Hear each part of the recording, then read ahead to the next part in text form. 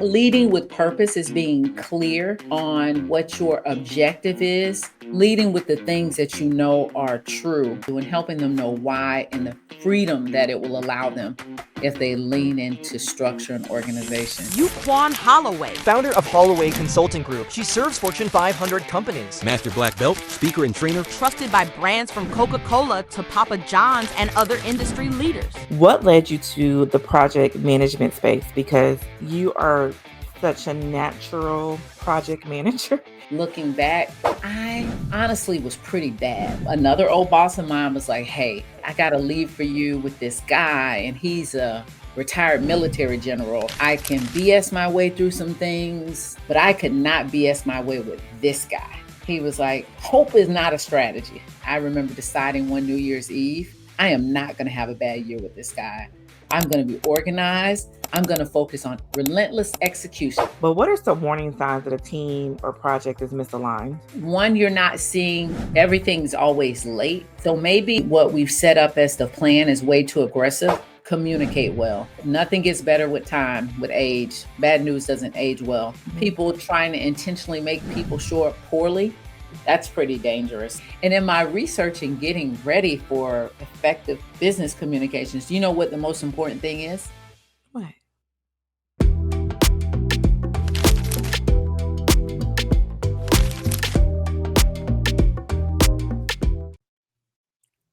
Welcome back to another episode of Conversations Beyond the Brand, where we talk with bold leaders who are building organizations with purpose, clarity, and impact.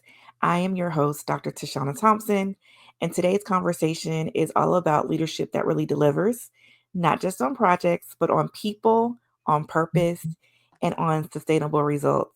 I'm so excited to have Yuquan Holloway, I call her Quan, of Holloway Consulting Group with me today.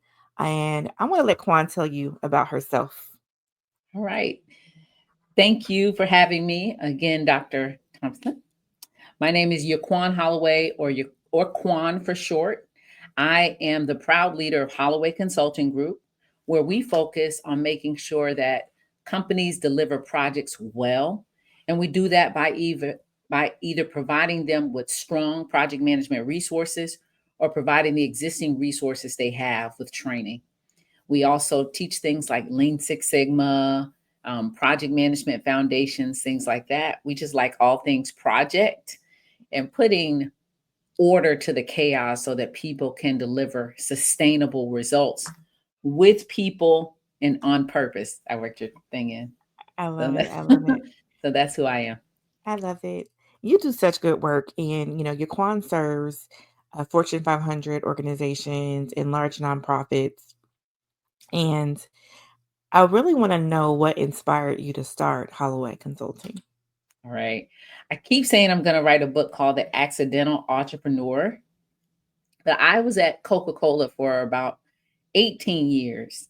And when my time there ended, I really wasn't sure what path I would take. And I can remember sitting at my desk. It was the start of the year. I was supposed to be on a trip in South Africa, but that had imploded because of some mistakes I made. And that's another story for another time. So I was sitting there and I thought, what did I enjoy the most when I was at Coca-Cola? I had different roles, and Coke wasn't my only job, but it was definitely my longest job. And I really kept coming back to I loved working with people and helping make things plain. And about that time, I got a phone call from a prior boss that same day. And he said, hey, there's a lady looking for you. I know she needs somebody with your exact skill set. She just talked to me and I said, I know the perfect person. And me going off to work with that woman in a contract and relationship really sparked my desire to do more of that and to do it independently. And so I begrudgingly started doing it as a business. And here I am 8 years later. Yeah, I think that's 8 years later. I can't That's believe it's been 8 amazing. years. That's amazing. And, I want to back up a little bit further, 8 years ago starting Holloway, but what led you to the project management space? Because you are such a natural project manager in everything. It's like it seems like you came out the womb Oh my planning gosh. projects, right? No, no, But no, what no, no. led you there? Because I know it's not exactly where you started. Yeah. I I took a job when I was at Coke to get away from another job.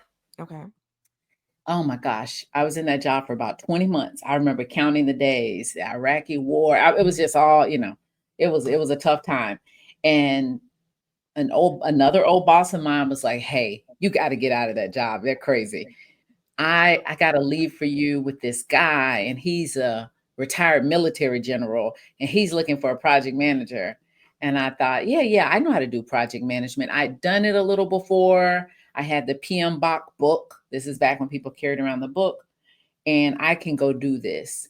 And I honestly was pretty bad, I think. Looking back, I would just lead with my personality, Mhm. which is a natural thing for me to do because I enjoy people.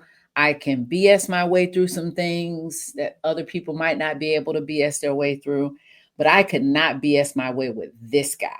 He Right. was not having it.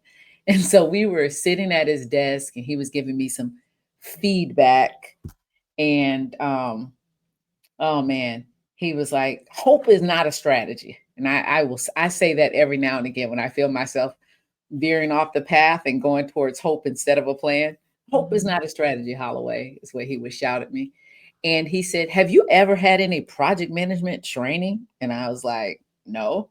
So here was a senior level PM and I had never had a project management training class. And you'd be surprised how common that is. When I go back and teach in organizations, that's more common than not.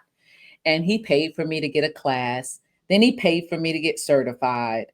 And a couple of more tough conversations, or probably one more tough year with him. And I remember deciding one New Year's Eve, I am not going to have a bad year with this guy. I'm going to be organized. I'm going to focus on execution, relentless execution. That was my two words for that year. And I really got my act together.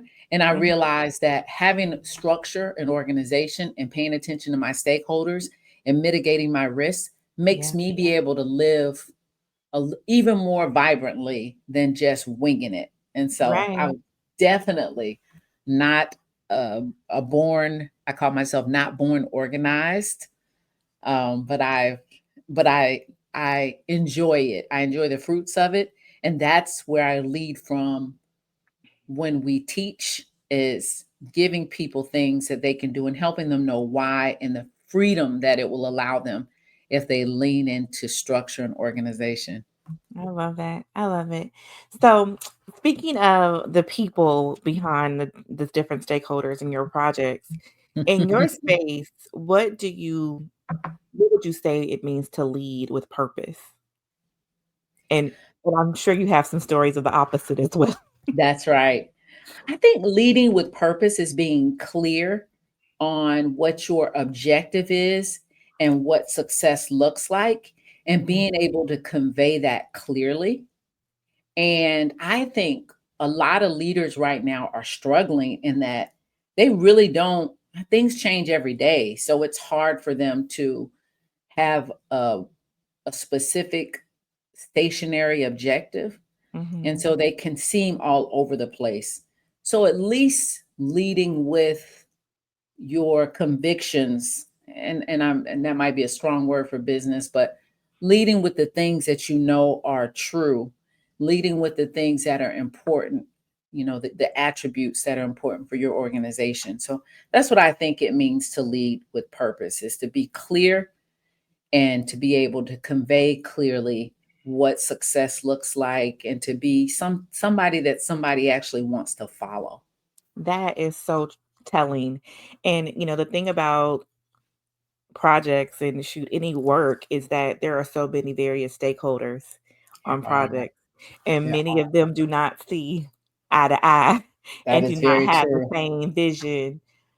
How do you navigate those spaces when you come into a project and you have people who are less than willing to be amicable and work as a team? Let me tell you, that is my favorite thing to teach, is to I over index on telling people to be clear on who your stakeholders are and to understand where they're coming from.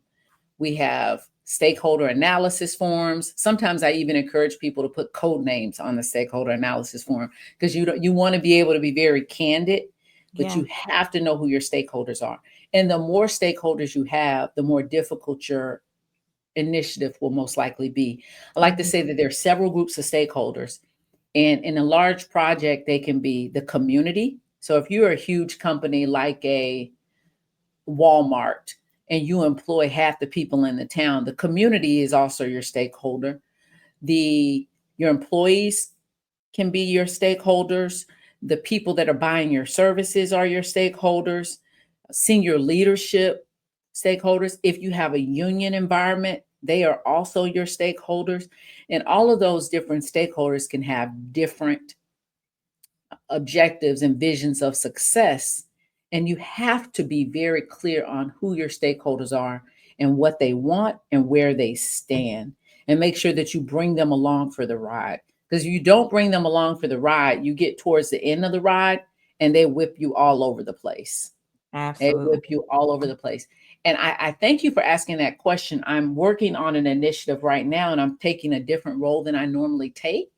I'm being the process expert, and I'm not the project leader.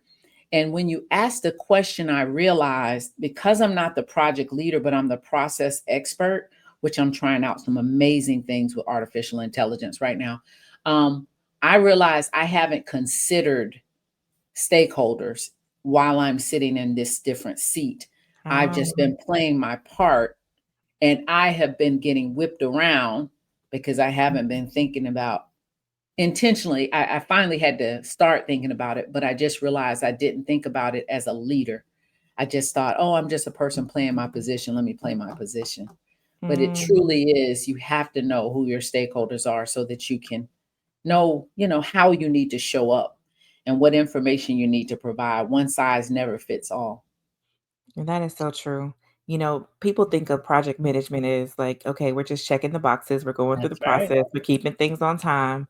That's But the right. work that you do goes so much deeper than that, Mhm. especially as it relates to how you really train people and offer some uh, awesome workshops to help the project structure and team culture come together. Can you Yeah. talk to us a bit Yeah. about that? It's an awesome opportunity, right? If you think about it, a lot of us work remote. And Mhm. I don't mean that by meaning I'm working from a building in an office by myself. We can be in cubicles and we're working with people that are halfway across the world. And we could work with people that are down the hall or down the street and not really sit down and work with them as a team, right? Mhm. So often we're communicating with people in these little silos. Yep. And a project is a great opportunity for people to come together and to get something across the finish line. And it's a really great opportunity for culture building, for having fun together. Fun is like a major important thing when we approach any initiative, a project and or a workshop or a training. What elements of fun will we have in this? Because fun is memorable. Fun gives people shared experiences, and shared Mhm. experiences help people know people better and enjoy what they do a little bit more. Everybody wants to belong, right? And so I think projects are a great opportunity for people to belong, to contribute, for people to get to know their name, for exposure, all those great things, other than I'm just the girl over here at the desk in the corner providing these entries into the financials every month. Now oh yeah, Quan, my friend, we worked on a project a year or so ago. We still catch up every now and again. She's crazy. You Yeah. know, I think people don't use it for the real estate that it is to Yeah. really build I some think you're great absolutely right. things. We call it different things in different industries. I call it relationship marketing, but it's Mhm. all about cultivating relationship and the team culture, right? To really bring some meaningful impact and meaningful connections together within the team so that we can feel better about getting the work across the finish line Definitely. and be vested and lock in arms.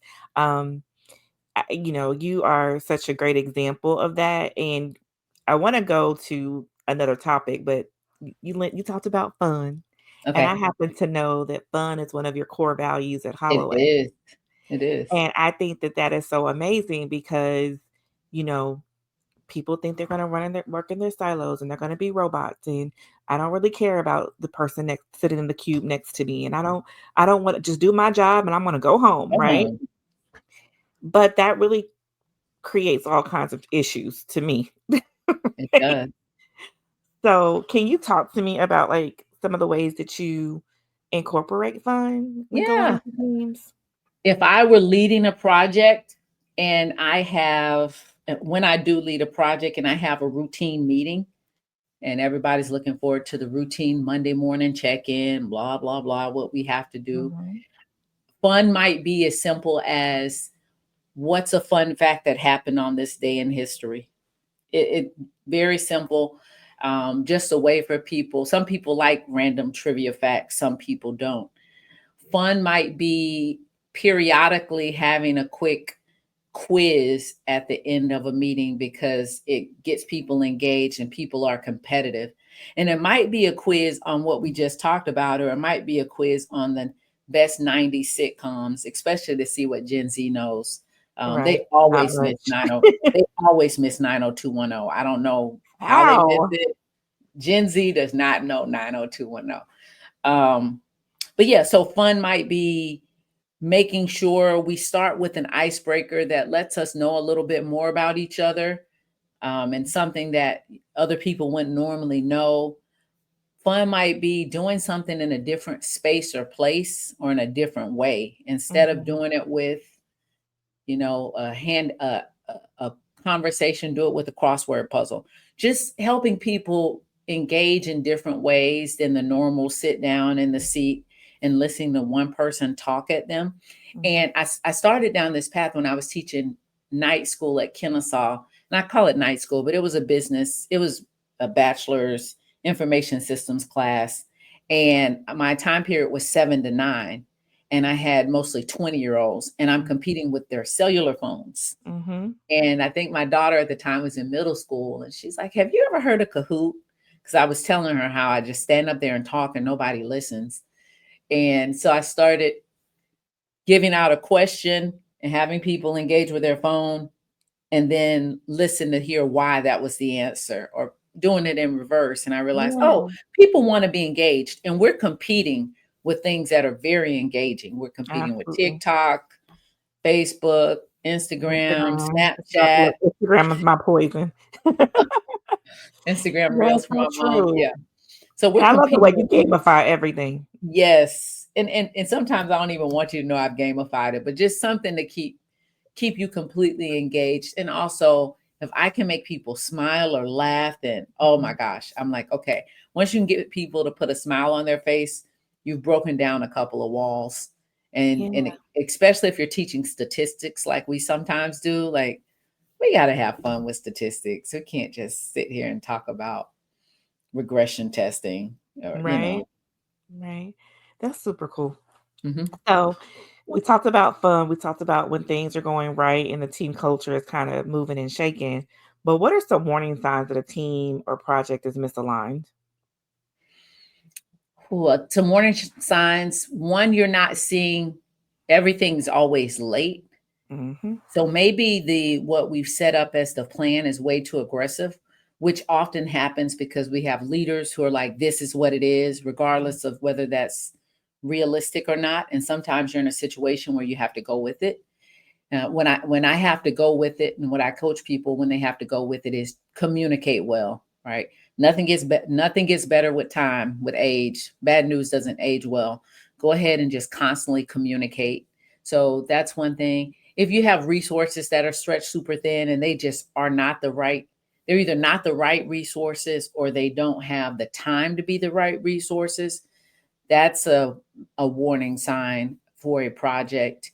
If you have some dangerous, I don't want to say dangerous relationships, but dangerous or bad connecting points between the leader and the team and the leader, inside of the team. Like you got infighting, backbiting, people trying to intentionally make people show up poorly. That's pretty dangerous. And it usually it's not going to end well because it takes all hands on deck. I always say, even if I'm not a fan of the person that's the leader, my goal, if God has put me under you, then my goal is to serve you. And I want you to show up wonderfully. And I don't want you to be strong enough. I don't want your powers to be strong enough that you cause me to act out of character, is how I work with that.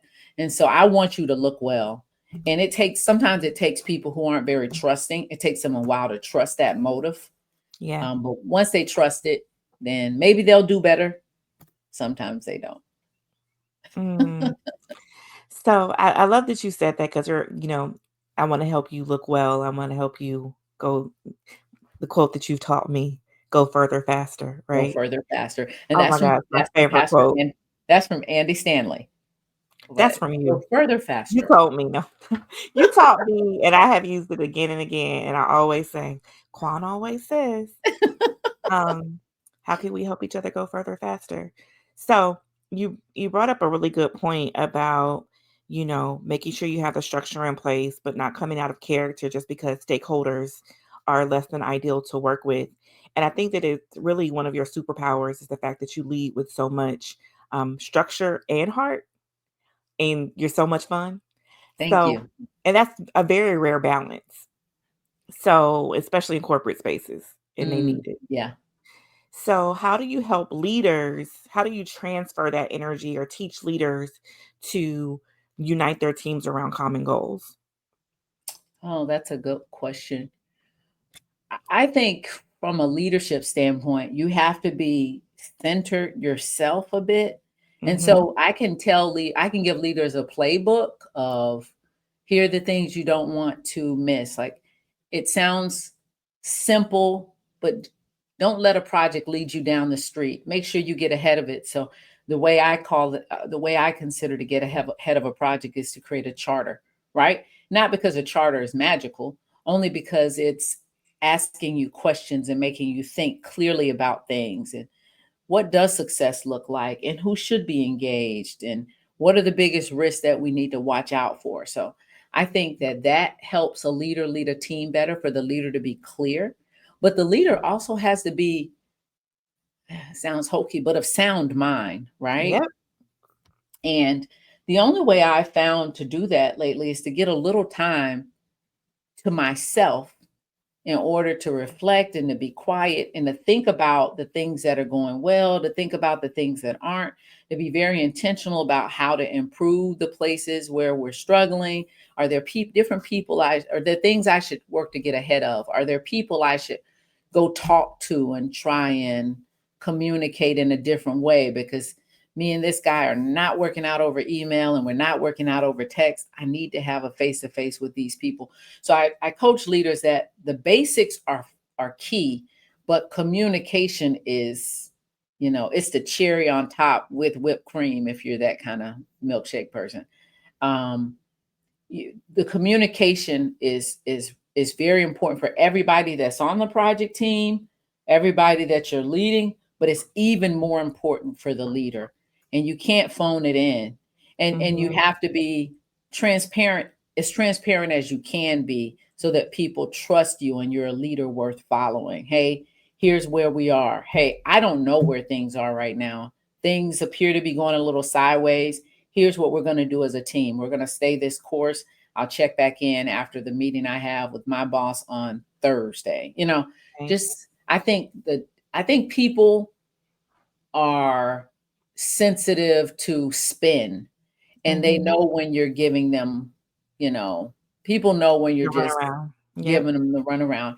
And our newer generations in the workforce, they'll call it out. Like, they're not going to sit around and just watch. They're going to sit around and watch you tap dance.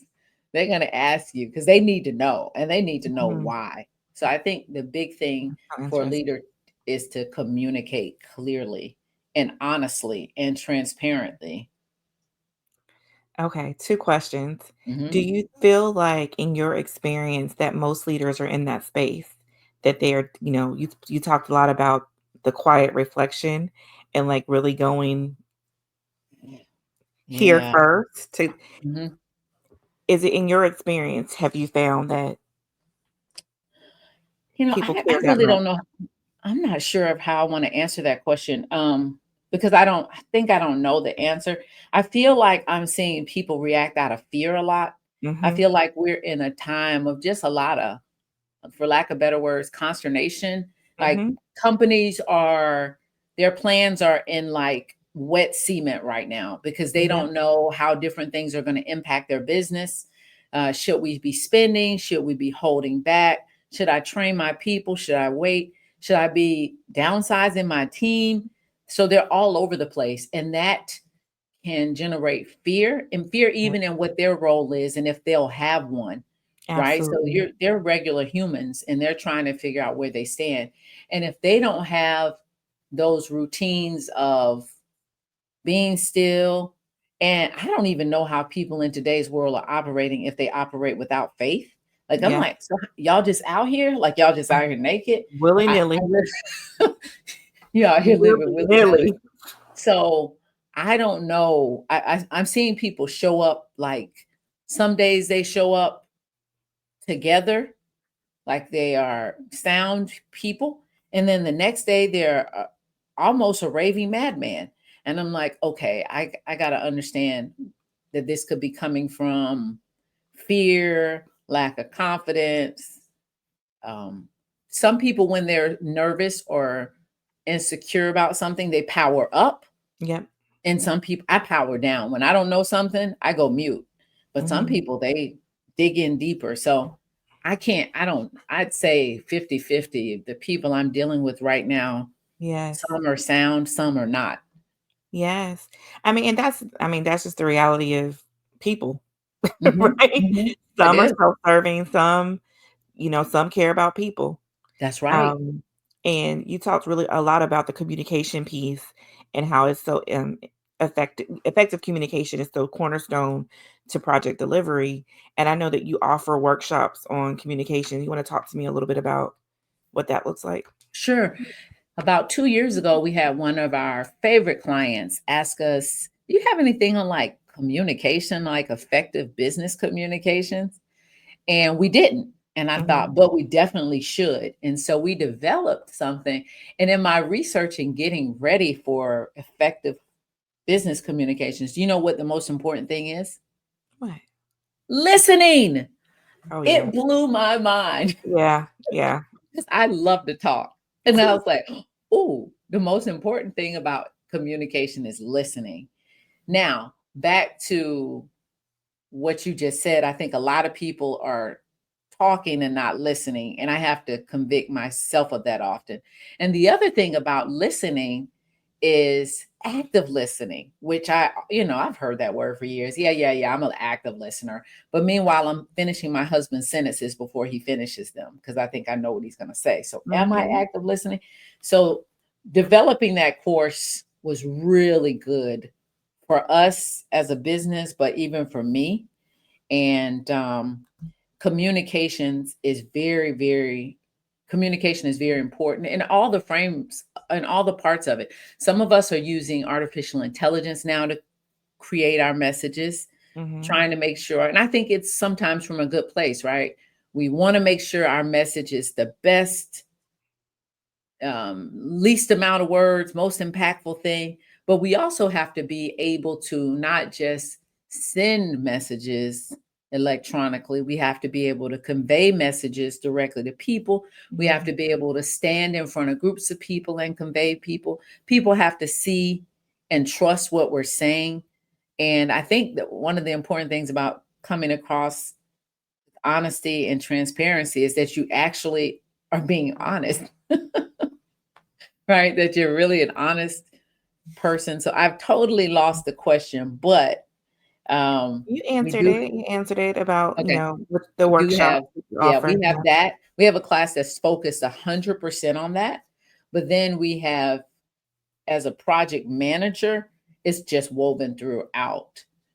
that, especially when you're in the execution of the project, pretty much the only places and spaces you have and during execution are meetings. And how do you make sure that you're communicating effectively and driving action through that 30-minute or 1 hour conversation? You don't have time to dilly dally. You need to make sure you have a structure and it's repeatable and people trust it and believe it, and that you know how to work that and work the people that are there so that you guys are on the same page going after the same thing. Absolutely. Mhm. Absolutely. Um, can you share a story where your approach helped a team transform their results or culture? Hmm. You have the best stories. Oh man. Okay. I have the best stories. You do. I what I typically do before I'm about to work with a team is I do a survey, and I get people to share what their thoughts are, because people, if you sit people in a room and ask them a question, especially if leaders are in the room, they may not share honestly. But Mm-hmm. if you give them the chance to share anonymously, they will. And if you put I've learned that if you put the results of the anonymous question on the board, people will opt in because they'll see other people are like, yep, that's right. And so they'll opt in and raise their hand and say what they want to say. So I was working with a team. This was my first team as an independent contractor before I really solidified having more people under me. And we had a leader just that he was a CPA, and we were converting a number of financial systems from one to another. And we had about 18 months and we had 30 different locations to go. And this guy was just such a strong personality. But I could tell that he was a strong personality just because he's a strong personality, not because he's bullheaded or doesn't want to listen. He just always wants to be the take charge guy. He played competitive sports all through college, rah, rah, team, let's win. But he's leading a team of accountants, and they're all just, I'm like, oh my Mm-hmm. gosh, he is running these people up and down the road. And so I decided that we'd start with a risk mitigation session, because I had several different team members tell me all the ways that this project was going to fail. And I like to call that admiring your risks, right? So I was like, okay, guys, I want you, there's 10 people on the project team. I want you to send me all the ways you think this project can fail. And then we're going to come together and we're going to rate these risks, and we're going to do them together as a team. They're like, oh my God, is he going to be there? I'm like, he's going to be there, but I'm going to allow him to put his thoughts in too. Well, we had 100 risks. Oh, I thought, wow. oh my, this is just Wow. the pent up demand of people sitting around. I think I'd been on the team like 3 weeks. I came in and I was like, oh my gosh, 100 risks. Okay, cool. What we're going to do this first time is we're just going to talk about them. And then I'm going to allow people to go back and we might consolidate some of them. And I put an hour on the calendar. And as soon as the first couple of things came up, everybody looked to see how he would react. And he was still I'm like, hey, let's just talk about it. Let's talk about the risk. We don't know who the risk came from. 10 minutes in, people were self-identifying. We ranked them as best we could. I said, guys, we need to come back together. Some came off the list. It was one of the best teams I've ever been a part of, because we started putting things on the table, talking about them. He could trust that the team truly had the business. I mean, these were Mhm. senior level accounting professionals. The average time with the company, like 10 years, right? Everybody truly wanted these conversions to be successful. We made our schedule over that 18 months. We would actually, during our risk assessments, we would find things that could come back and be an internal audit risk for us later. Go and meet with the internal audit team and say, hey, do you have a policy around this? Because we want to better Wow. govern ourselves. And they're like, what? Like, we're just getting ahead of things, right? We know what we're doing Oh, here. I love Really, a this. really great team, but it's because everybody got to the point where they could speak up and be transparent, and that, just providing them the vehicles for being able to get things off their chest, which a lot of times people don't feel empowered to No. tell. I've had that work in the opposite way though. Like I went with another team. This same guy, he left, went to run a team in another place, and brought my company along for the ride, but he had a different guy running the show, and that guy did not like for his dirty on laundry to be aired. And we show it. I did 2 of those sessions, and he'd say, okay, I want to see it beforehand, push things down, push things down. We did great the first 2 conversions. That third one, we were dead for a month. And I knew it was because we hadn't allowed the team to surface the problems. We would push things down because we didn't want to hear, what is You don't want Jackie? to hurt You can't feelings. handle the truth, right? We didn't want to Exactly. hear the truth. So the truth will be heard regardless of whether you want to hear it or not. It just took us being shut down for about a month. Wow. Yeah. That is so amazing. And it links back to the communication piece, right? Hmm. And how important that is to the entire process. So, is that risk assessment part of your overall process? Like, what does your process look like when you partner with a new client? Sure. Is that part of your project management placement It is. process? It's Okay. part of the project management process. A woman that used to work on my team years ago said that if you manage your risks, you'll manage your project. And I thought, that's being a little, she said, all I do is just manage my risk. I don't get caught up in everything else. And I was like, what? And there's a lot of truth to what she says. So from a project management perspective, high level, I'd say you create a charter and understand where it is you're trying to go. You build a plan that reflects that, and you make sure that you have the right voices as a part of that plan so that you're not creating some pipe dream. And then you're guarding that plan and you're trying to bring it to life. And one of the main ways you bring it to life is to make sure that anything that can happen, that you know how you'll handle it, how you mitigate it. So right before 9/11, not 9/11, I'm sorry, right before COVID-19 really shut us down in 2020, uh, at the end of one of my project meetings, I was like, okay, guys, what are all the things that can go wrong?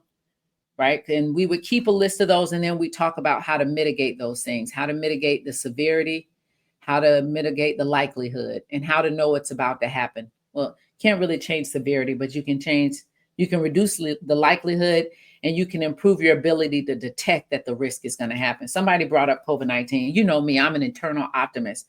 So I was Mhm. like, don't worry about it. It's just some new stuff. It's not really that big of a deal. That's what I said January 5th when it got brought up. Well, the next meeting, I was like, hey, let's take a look at our risk. And I'm like, sounded a little more likely. So we changed the scores on it. It popped up kind of to like midway of the list. The next week, it turned up to be the top thing on our list. So what do we do if we can't work together because we're all at home because of this illness? And we sat there and we came up with our plan. And that was February 1-ish, right? And then when March 17th or whenever that was, where they told us not to come back, we already knew how exactly we were going to perform.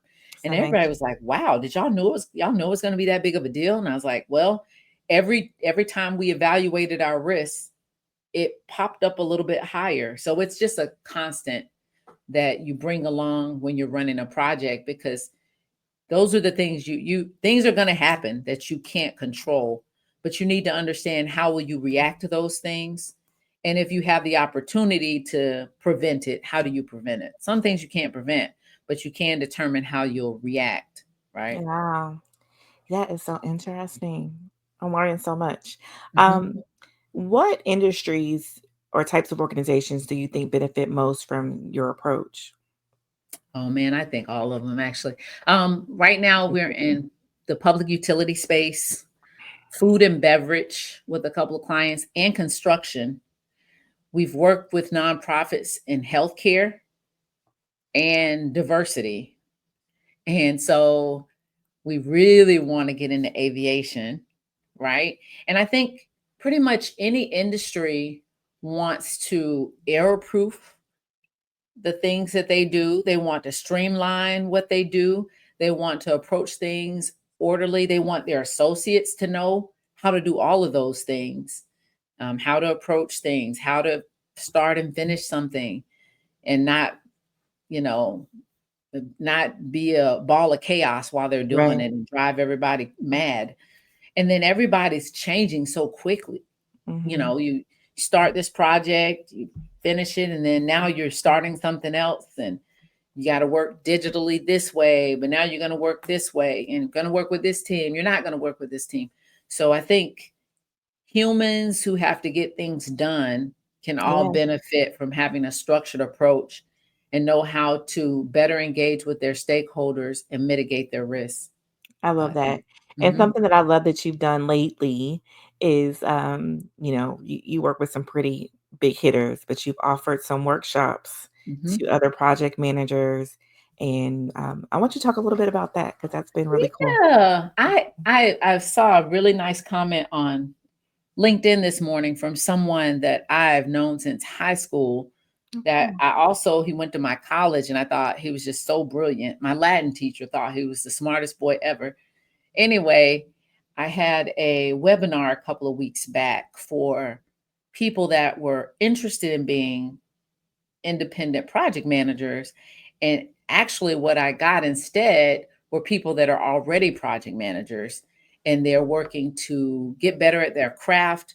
They're working to get more business, to network more. And so I'm really excited about community Yes. and building a community of project managers that help each other, that help each other get better at their craft, a community that's looking at, kind of making sure they have the latest and greatest on new technologies and education.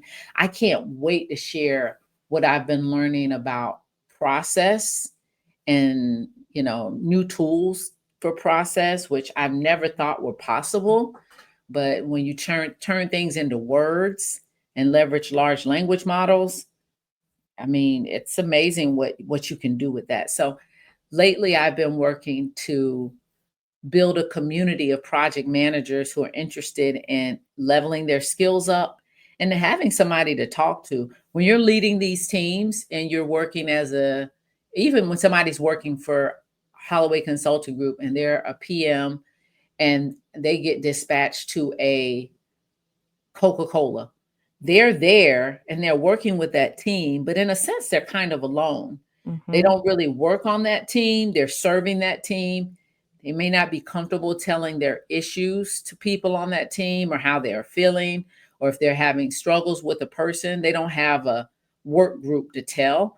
And Right. so I love for our organization to be that kind of work group to tell. Can you believe what this lady just did? Let me tell you what she did. Okay, here, Right. I've encountered her before. Do this, this, and this. She's just not sure that you know what you're doing.